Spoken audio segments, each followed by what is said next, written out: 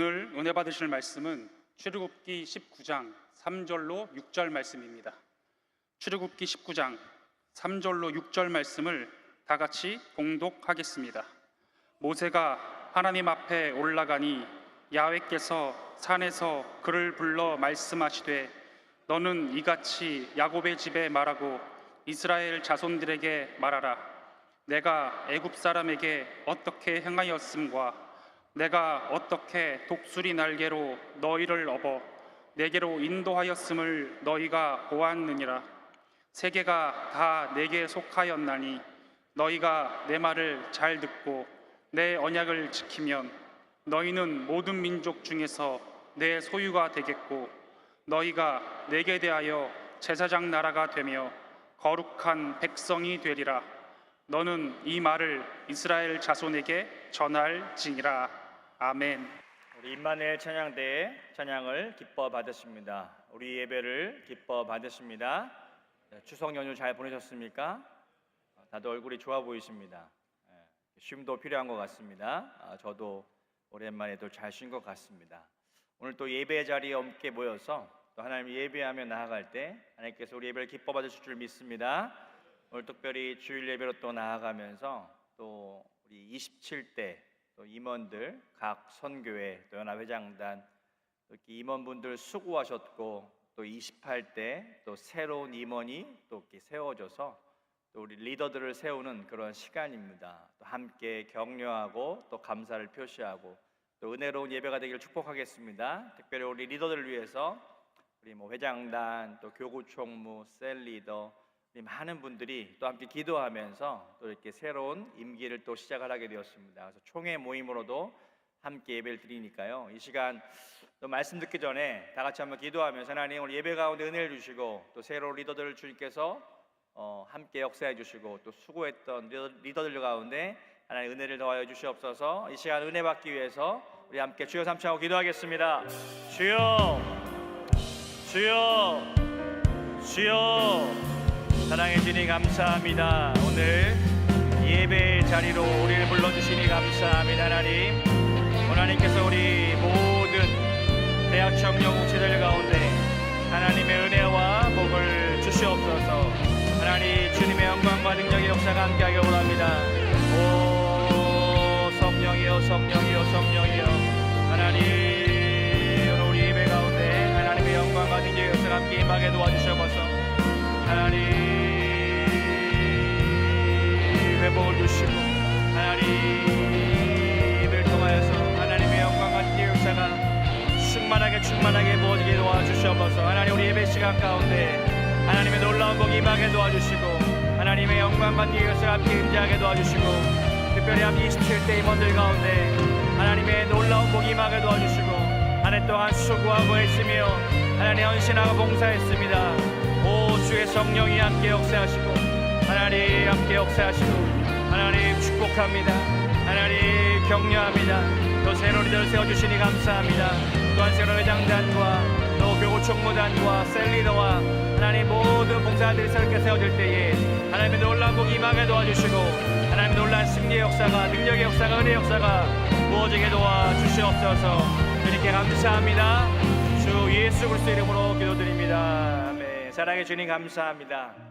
또 추석 연휴를 잘 보내고 또 이렇게 예배 자리로 함께 모이게 하시니 감사합니다. 하나님 오늘도 영과 진리로 하나님을 예배합니다. 오직 하나님의 영광이 나타나게 도와주시고 하나님의 임재가 이 시간 충만하게 우리 가운데 임하게 도와주시옵소서. 하나님을 뜨겁게 만나는 시간 되게 도와주시고 말씀의 능력으로 우리 영을 새롭게 하시고 우리의 삶 가운데 새로운 비전과 꿈이 나타나는 시간 되게 도와주시옵소서. 특별히 27대 또 리더들을 격려하고 감사하며 또 새로운 28대 임원을 또 리더들을 세우는 시간입니다. 하나님 우리 모든 대학 청년교회 리더들을 통하여서 하나님의 놀라운 복이 우리 공동체 가운데 나타나게 도와주시고 또 그 섬김의 자리에서 봉사의 자리에서 또 더욱더 성숙하며 성장하는 그러한 시간이 되게 도와주시옵소서.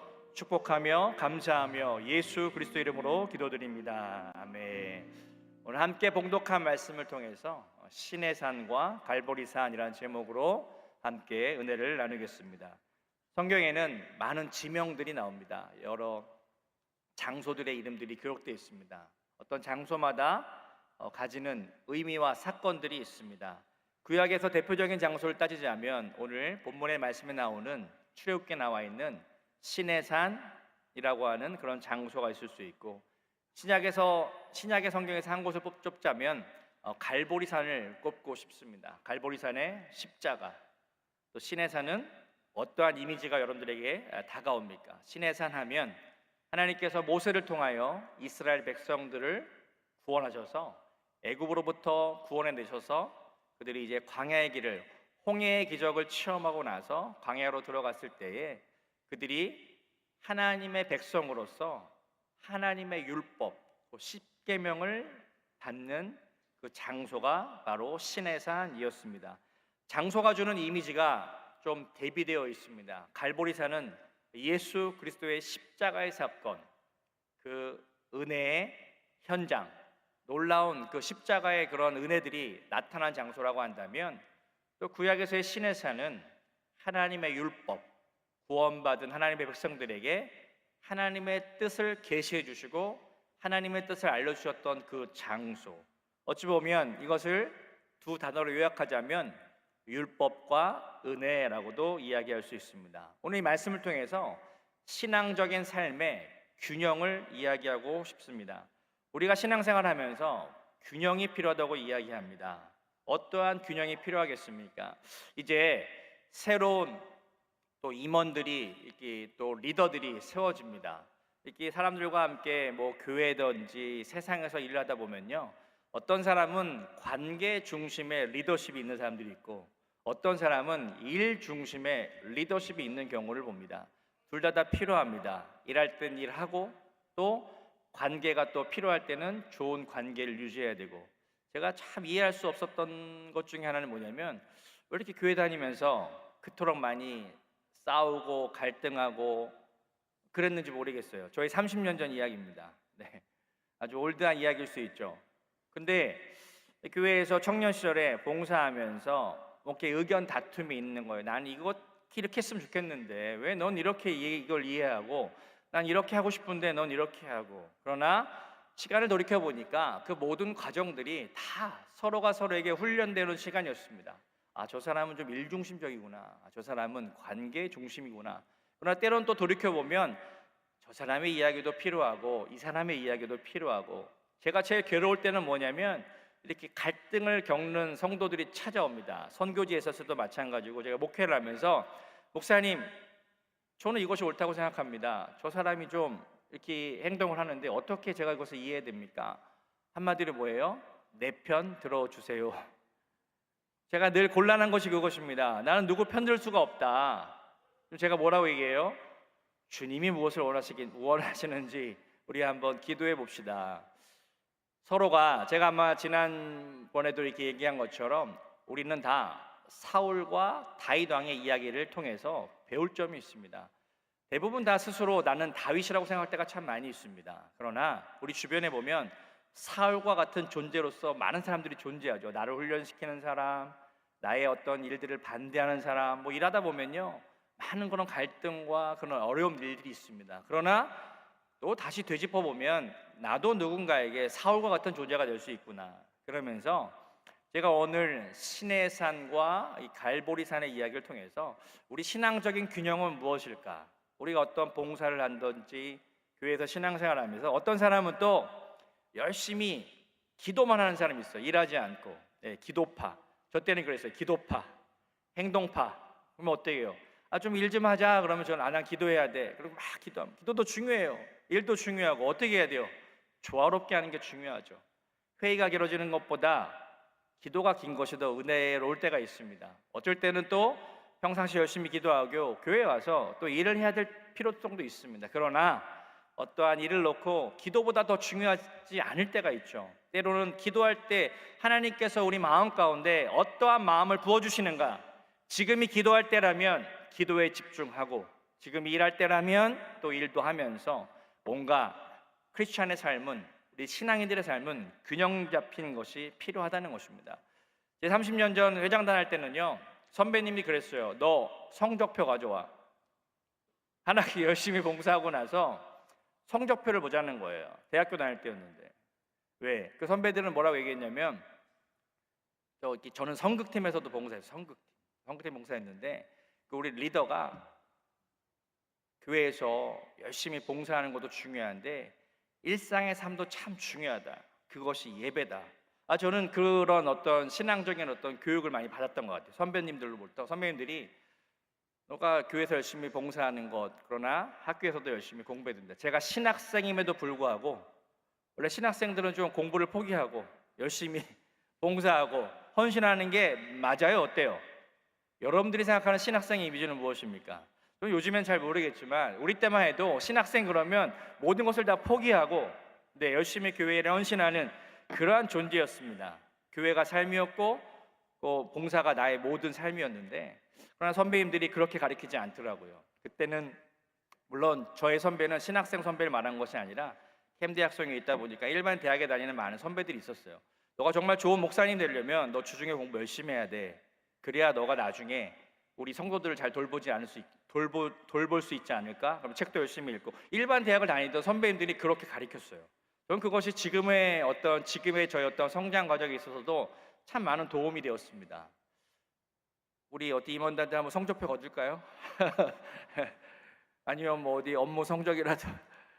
우리가 물론 대학 청년국 안에 보니까 뭐 대학생들도 있고 또 취업을 준비하는 과정에도 있고 또 여러 가지 아르바이트하는 사람들도 있고 또 직장 다니는 사람도 있고 다양한 모습 가운데 우리는 살아갑니다. 그러나 중요한 것은 무엇이냐면 교회에서 우리가 열심히 또 신앙생활하며 같이 봉사하며 하나님 나라를 꿈꾸면서 일상의 삶에서도 우리의 삶의 자리에서 일터에서 어떤 학교 생활에서 특별히 가정에서 우리가 주어진 그런 삶 가운데 이렇게 성숙한 그러한 모습으로 성장하기를 축복하겠습니다. 이 균형이라고 하는 것은 한 번 맞추면 되는 것이 아니라 마치 리듬을 타듯이 튜닝하듯이 계속 맞춰야 된다는 거예요. 그래서 우리의 삶은요 신앙적인 균형이 필요하다는 것입니다. 그래야 우리는 율법주의에 빠지지 않을 수 있고 또 너무나도 은혜주의에 빠지다 보면 또 그것 또한 문제가 있을 때가 많이 있습니다. 좋은 게 좋은 거야 라고 넘어가는 것, 그거 별로 옳지 않은 태도인 거죠. 분명히 우리가 구별할 것은 구별하고 정확하게 판단할 것은 판단하고 영적으로 정확하게 구별하면서 우리는 삶의 균형, 신앙적인 균형, 은혜와 율법의 균형 가운데 잘 살아가야 될 줄 믿습니다. 어찌 보면 지금 제가 어떤 정답을 얘기할 수 있는 시간은 아닌 것 같습니다. 그러나 한번 우리가 이 말씀을 한번 생각해 보면서 그래, 우리의 신앙생활에 나는 어떠한 균형을 맞추고 살고 있는가, 나의 신앙생활과 봉사생활과 나의 일상의 삶이 함께 잘 어우러지고 있는가, 내가 오늘 주님 앞에 드리는 이 예배의 시간이 중요한 것처럼 나의 일상의 삶도 하나님께서 보시기에 아름다운 삶의 모습이 되고 있는가, 함께 우리가 이것을 고민하면서 우리 모든 대학 청년부 지체들이 신앙생활도 은혜 가운데 잘 승리하고 일상의 삶도 하나님의 은혜 가운데 승리하기를 주님의 이름으로 축복하겠습니다. 첫 번째로 시내산의 의미를 한번 살펴보겠습니다. 시내산은 어찌 보면 도덕적 기준이라고 이야기할 수 있습니다. 도덕적인 기준. 이스라엘 백성들에게 십계명을 주시면서 하나님께서 이렇게 말씀하셔요. 오늘 출애굽기 19장을 같이 본문의 말씀 읽었는데요, 19장 5절의 말씀 보시면 세계가 다 나에게 속하였나니 너희가 내 말을 잘 듣고 내 언약을 지키면 너희는 모든 민족 중에서 내 소유가 되겠고, 6절 말씀 너희가 내게 대하여 제사장 나라가 되며 거룩한 백성이 되리라. 너는 이 말을 이스라엘 자손에게 전할지어다. 그리고 19장 4절의 말씀 보면 내가 애굽 사람에게서 어떻게 행하였음과 내가 어떻게 독수리 날개로 너희를 업어 내게로 인도하였음을 너희가 보았느니라. 하나님께서 애굽 사람으로부터 구원해 내실 때 마치 독수리가 날개 위에 엎듯이 자기 새끼를 이렇게 얹어 놓듯이 멋진 모습으로 구원해 내신 거예요. 그러면서 하나님께서 새로운 약속의 땅을 향하여, 새로운 비전을 향하여, 새로운 어떤 삶의 목적을 이렇게 보여주시면서 너희가 애굽에서 종되었던 삶을 살았지만 이제 너희에게는 자유와 행복한 그런 삶이 약속되어 있다라고 말씀하시면서 너희들의 삶을 내가 축복한다, 축하한다. 내가 너희를 이렇게 애굽에서 건져냈는데 내가 오늘 그 축복하는 그것을 기념으로 해서 너희에게 내 말을 줄 것이다. 그 말이 곧 무엇이었냐면 십계명이었습니다. 여러분, 율법은 축복입니다. 이것을 잊지 말아야 됩니다. 왜 율법이 축복이냐면 하나님께서 먼저 이스라엘 백성들을 구원에 내시고 난 다음에 주신 것이 율법입니다. 이것은 약속입니다. 너희가 나의 백성이 되었으니까, 하나님의 자녀가 되었으니까, 나의 거룩한 백성들이 되었으니까 너희가 내 말을 다 잘 듣고 지키면 모든 민족 중에서 내 소유가 될 것이고, 너희가 내게 대하여 제사장 나라가 될 것이고, 거룩한 백성이 될 것이고, 그리고 너희는 축복받은 삶을 살게 될 거야 라고 이야기하시면서 하나님께서 이스라엘 백성들에게 시내산에서 율법을 주시는 사건이 출애굽기 19장과 20장의 내용인 것입니다. 십계명의 내용은 아주 단순합니다. 율법의 내용은 아주 단순합니다. 무엇을 하지 말아라, 무엇을 해라. 저와 여러분들이 부모님으로부터 혹은 주변 사람들로부터 가장 많이 듣는 이야기 무엇입니까? 여태까지 자라오면서 뭘 많이 들었어요? 뭐뭐 하지 마, 뭐뭐 해. 뭘 많이 들었던 것 같아요? 둘 다 들었어요? 네. 우린 자라면서 이런 말 듣기 원했어요. 공부 좀 하지 마, 제발. 좀 쉬어. 이런 말 듣고 자란 분 있습니까? 네. 야, 건강이 최고야. 좀 쉬어. 공부하지 마. 네. 어릴 때부터 항상 부모님으로부터 뭔가 열심히 뭐 해라, 뭔가 이렇게 하지 말아라. 근데 우리 인간의 우리들의 어떤 삶의 모습 보면요, 참 재밌어요. 뭐뭘 하지 말라 그러면 하고 싶고, 하라고 하면 하지 않고 싶고, 그죠? 이게 우리도 모르는 어떤 죄성, DNA, 우리의 책임이 아닙니다. 인간의 존재가 원래 이런 거예요. 뭐뭐 하라고 그러면 하지 않고 싶고, 뭐뭐 하지 말라 그러면 하고 싶은 것.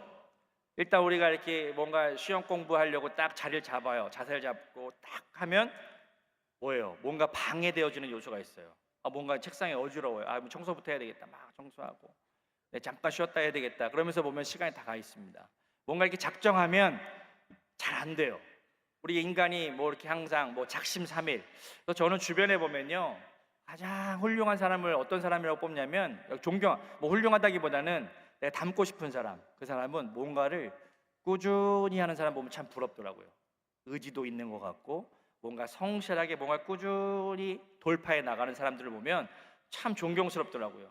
뭘 잘하냐 못하냐가 아니라 그러한 어떤 성품이나 그런 어떤 그런 어떤 일을 대하는 태도를 보면요, 야, 저 사람 진짜 본받을 만한, 뭔가 꾸준히. 오늘 하나님께서 그 이스라엘 백성들을 향해서 이렇게 축복의 말씀을 주면서 십계명의 내용은 무엇을 하라, 무엇을 하지 말라, 율법의 내용이 바로 그것이에요.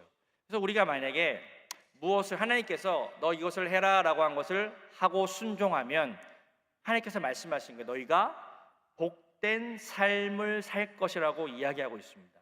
구원을 말하는 것이 아니라 너가 이것을 지키면 내가 너희에게 구원을 줄 거야 라고 말씀하신 것이 아니라 너희는 이미 나의 백성이 되었으니까, 나와 이런 축복의 언약의 관계를 맺었으니까 너희가 내 말대로 행하면 내가 너희를 축복할 거야. 그것이 구약의 내용입니다.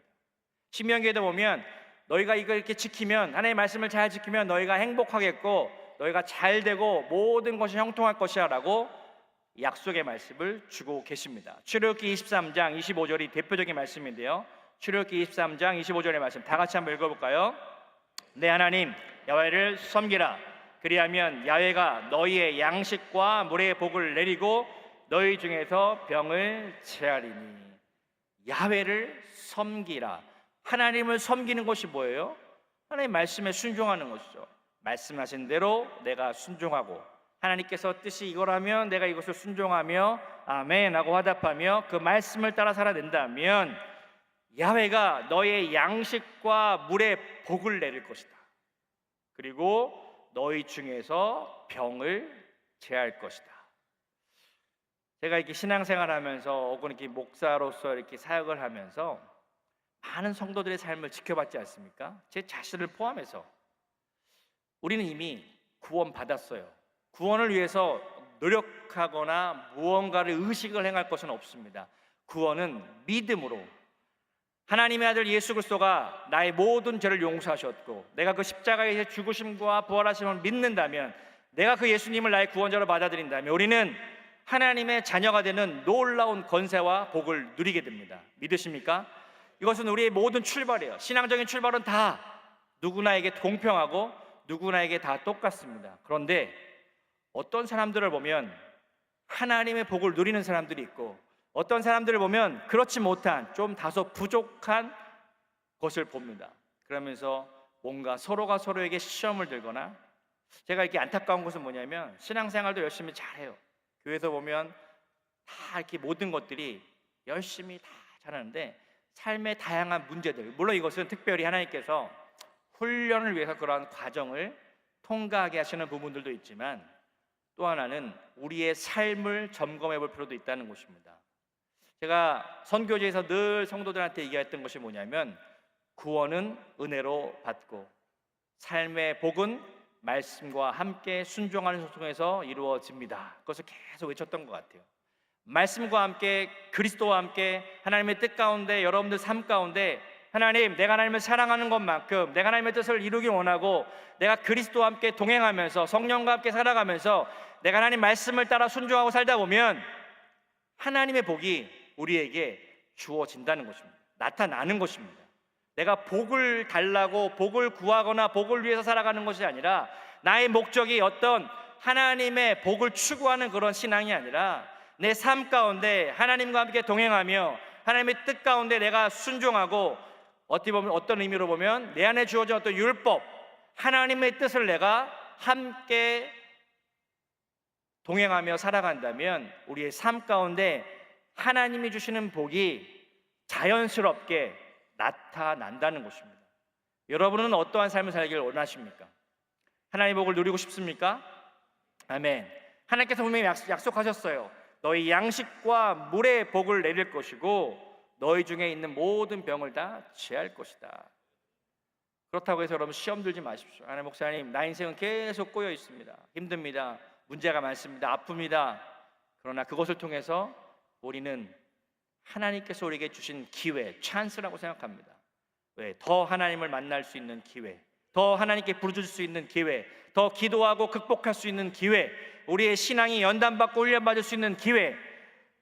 중요한 것은 무엇이냐면 하나님의 뜻은요, 저와 여러분들을 하나님께서 놀라운 복을 주기 원하신다는 데 있다는 것이에요. 왜? 구원받은 자녀가 되었기 때문에. 저도 두 아들이 있습니다. 저는 두 아들에게 별로 요구하는 것이 없습니다. 왜? 사랑하기 때문에, 내 자식이기 때문에, 내 아들들이기 때문에, 내 자녀들이기 때문에 그냥 그 존재만으로도 저에게 기쁨이 되고 그냥 함께 즐겁게 살기를 원합니다. 뭐 하라 하지 말라, 저는 이렇게 별로 이렇게 그런 얘기 안 하는 것 같아요. 왜? 저도 못 하는데. 네, 저는 항상 얘기할 때 항상 제가 자녀들을 볼 때마다 놀래는 게 있어요. 야, 나보다 좀 훌륭한 것 같다. 그런 마음으로 이렇게 하다 보니까 제가 별로 그렇게 특별히 제 자신을 보면서 항상 제가 생각해보면 나는 저 나이 때 어땠지? 나보다 훌륭한 것 같네. 감사하다. 하나님 정말 감사해요. 저보다 이게 더 잘 이렇게 훈련시키셨군요. 그러면서 제 마음 가운데 대학 청년 여러분, 여러분들의 부모님도 아마 여러분들 보면서 그런 마음이실 거예요. 야, 진짜 축복의 세대, 순복음의 어떤 그런 은혜들을 받은 세대들. 제가 이렇게 대학 청년 와서 보면 놀란 게 뭐냐면요, 저는 지나가다 인사를 많이 받습니다. 여러분들로부터도 받지만 여러분들을 알고 있는 그 누군가로부터.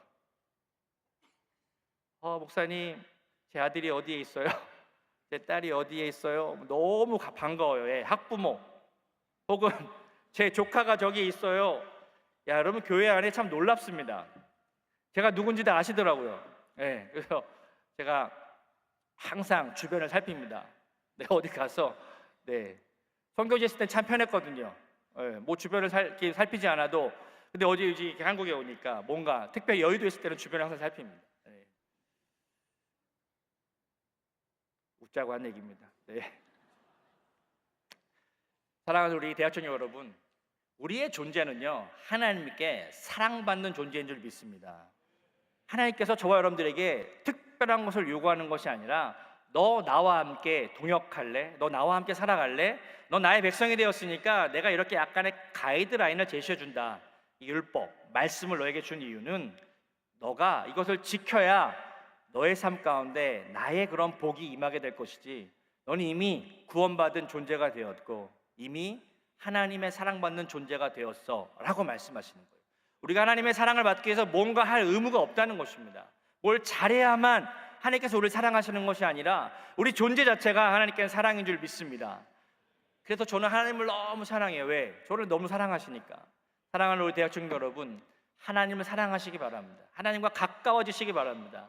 하나님, 우리의 좋으신 하나님, 우리의 아버지가 되시고 우리의 능력이 되시고 우리의 소망이 되시는 분인 줄 믿습니다. 그래서 저와 여러분들이 어떤 행위를 통해서 구원받는 것이 아니라 우리의 존재가 이미 구원받은 존재가 되었으며 하나님의 그런 율법을 우리가 준행하며 하나님과 함께 동행하며 하나님의 뜻 가운데 살기 원한다면 그것이 곧 우리의 삶 가운데 놀라운 복으로 나타나게 된다는 것입니다. 두 번째는요, 갈보리산. 갈보리산은 제가 나름대로 영적 기준이라는 것을 이렇게 한번 단어를 키워드를 한번 잡아봤습니다. 영성의 회복에 대해서. 이 신의 산이 우리의 어떤 도덕적인, 제가 이제 그 신앙생활을 오래 하면서 늘 고민했던 것이 뭐냐면 우리 신앙생활의 목표는 뭘까? 착한 사람이 되는 걸까? 도덕적인 사람이 되는 걸까? 그건 안 된 거예요.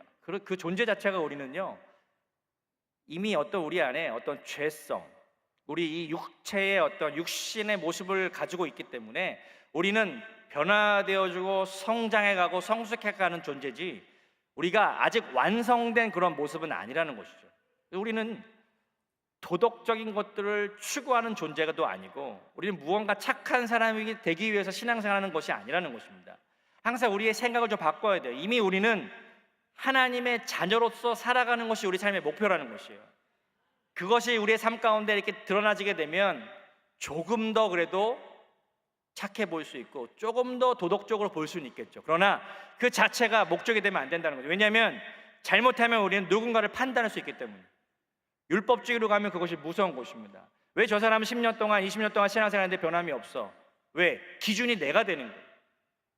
내가 또 이렇게 하나님 말씀을 열심히 순종하고 막 이렇게 열심히 살다 보면 나도 모르는 사이에 종교적인 열심, 율법적인 열심, 율법적인 기준이 생기다 보면 우리가 한 가지 잊어버리는 것이 바로 뭐냐면 이 갈보리산의 은혜예요. 십자가의 영성, 혹은 우리가 영적인 어떤 기준, 우리가 상대방을 바라볼 때 나 자신에 대해서는 율법적 기준으로 볼 수 있지만, 신의 산의 기준으로 나 자신을 볼 수 있지만, 다른 사람을 볼 때는 우리는 갈보리 십자가의 영성으로 바라봐야 될 줄 믿습니다. 하나님이 저 사람을 위해서 십자가에서 죽으셨어. 저 사람에게 부족함이 있지만 하나님께서 저 사람을 통해서 변화시킬 것이고 하나님의 은혜 가운데 저 사람이 성숙해 나갈 거예요. 그래서 우리는 다른 사람의 연약한 것을 보면요, 기도해주고 중보해줘야 되는 것이지 자신의 어떤 도덕적 기준과 어떤 율법적인 기준으로 판단하면 안 된다는 것이죠. 그래서 예수님께서 우리에게 그것을 위해서, 그 회복을 위해서 저와 여러분들을 위해서 십자가에서 죽으셨고 부활하신 줄 믿습니다. 그러므로 저와 여러분들이 십자가의 능력을 붙들고 진정한 회복의 역사를 경험해 나가는 것, 이것이 우리의 신앙생활의 참된 목표가 되어야 될 줄 믿습니다. 우리가 늘 그리스도와 함께 살기 위해서 내가 기도하고 봉사하고 이런 모든 것들은 하나님을 사랑하기 때문에 내가 그리스도와 함께 하나가 되기 위해서 우리 신앙생활의 목표와 방향이 설정되어야 될 줄 믿습니다. 그래서 갈라디아서 2장 16절로 20절의 말씀 보면 오늘 모든 말씀에 또 종합적인 이야기며 균형을 맞추는 이야기일 수도 있습니다. 우리 함께 천천히 이 말씀을 함께 읽겠습니다. 사람이 의롭게 되는 것은 율법의 행위로 말미암음이 아니요 오직 예수 그리스도를 믿음으로 말미암는 줄 알므로 우리도 그리스도 예수를 믿나니 이는 우리가 율법의 행위로서가 아니고 그리스도를 믿음으로써 의롭다함을 얻으려 함이라. 율법의 행위로서는 의롭다함을 얻을 육체가 없느니라. 만일 우리가 그리스도 안에서 의롭게 되려 하다가 죄인으로 드러나면 그리스도께서 죄를 짓게 하는 자냐? 결코 그럴 수 없느니라. 만일 내가 헐었던 것을 다시 세우면 내가 나를 범법한 자로 만드는 것이라. 내가 율법으로 말미암아 율법에 대하여 죽었나니 이는 하나님에 대하여 살려 함이라. 내가 그리스도와 함께 십자가에 못 박혔나니 그런즉 이제는 내가 사는 것이 아니요 오직 내 안에 그리스도께서 사시는 것이라. 이제 내가 육체 가운데 사는 것은 나를 사랑하사 나를 위하여 자기 자신을 버리신 하나님의 아들을 믿는 믿음 안에서 사는 것이라. 말씀이 너무 멋있지 않습니까? 이 사도 바울이 율법에 능통한 사람이었어요. 유대인 중 바리새인 중에 바리새인, 율법. 이 사도 바울이 성경에 보면 하나님의 율법의 열심을 따라 어떻게 예수 그리스도 십자가에서 죽은 자가, 율법의 저주 가운데 죽은 자가 어떻게 하나님의 아들이 될 수 있겠느냐, 그러면서 오히려 하나님 믿는 사람들을 막 핍박하고, 그가 하나님의 그런 사랑에 반대되는 행동을 할 때 그가 예수님을 다메섹 도상에서 만나게 되죠. 그가 예수님 만난 다음에 그의 삶을 180도 바뀌었습니다. 율법으로서 의롭게 되는 것이 아니라 우리의 삶의 진정한 의로움은, 참된 자유와 해방은 오직 예수 그리스도의 십자가의 은혜만이 그것이 가능하구나. 그것을 깨닫고 나서 그는 이제 하나님의 사랑, 십자가의 능력, 부활의 능력을 선포하는 자로 바뀌게 됩니다. 그럼에도 불구하고 그가 율법을 무시하지 않았습니다. 율법은 하나님의 복을 이루는 통로요, 십자가와 그런 은혜는 구원을 이루는 통로임을 사도 바울은 이야기하고 있습니다. 그럼 우리는 어떻게 살 것인가? 우리가 어떻게 살아가는 것이 신앙생활의 참된 모습일까? 바로 갈라디아서 2장 20절의 말씀과 같이 내가 그리스도와 함께 십자가에 못 박혔나니 그런즉 이제는 내가 사는 것이 아니요 오직 내 안에 그리스도께서 사시는 것이라. 이제 내가 육체 가운데 사는 것은 나를 사랑하사 나를 위하여 자기 몸을 버리신 하나님의 아들을 믿는 믿음 안에서 사는 것이다. 하나님의 아들을 믿는 믿음, 그것이 가장 중요한 신앙생활의 목적이라는 것입니다. 여러분, 저와 여러분들 이 세상을 살아갈 때, 우리가 신앙생활을 할 때 우리는 무엇을 해서 살아갑니까? 바로 내 안에 함께 거하시는 그리스도, 내 영 안에 함께 거하시는 예수 그리스도, 나의 삶 가운데 성령의 능력으로 함께 하시는 그 하나님의 은혜를 의지하고 믿고 나아가는 것이 우리의 신앙생활이라는 것입니다. 그래야 우리는 진정한 자유와 해방을 얻게 된다는 것입니다. 여러분, 율법주의에서 나오십시오. 여러분은 어떤 죄와 타락한 모습에서 나오십시오. 이미 하나님께서 우리에게 그 해결을 다 주셨습니다.